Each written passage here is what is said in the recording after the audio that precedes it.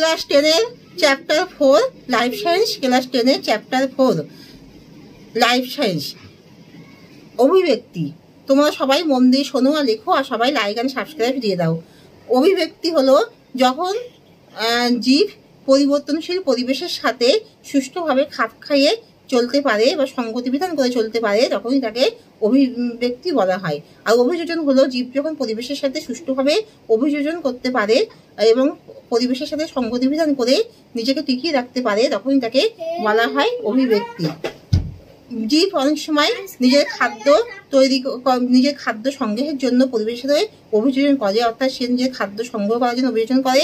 আবার অনেক সময় সেই অন্য খাদ্য প্রাণী যারা তাকে আক্রমণ করছে, শিকারী প্রাণী, তার থেকে বাঁচার জন্য সে অনেক সময় অভিযোজন করে।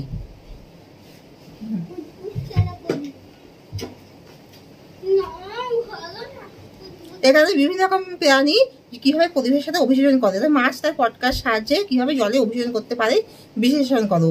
মাছের পটকার মধ্যে অগ্রভাগে আছে যে এখানে অক্সিজেন সঞ্চিত হয়, আর পশ্চাৎ ভাগে আছে অক্সিজেন শোষিত হয়।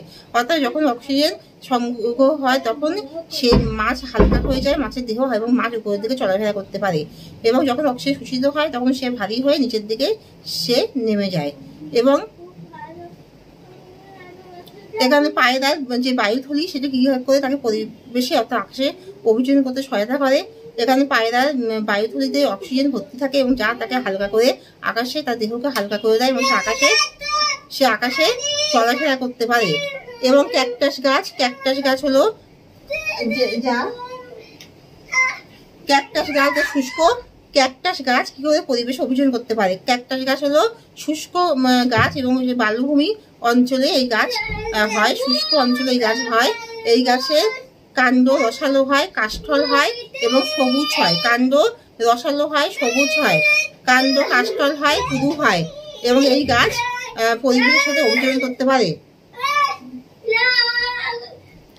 আর এই গাছের পাতা কাঁটায় রূপান্তরিত হয়। আর হলো সুন্দরী গাছ। সুন্দরী গাছের শ্বাসমূলগুলি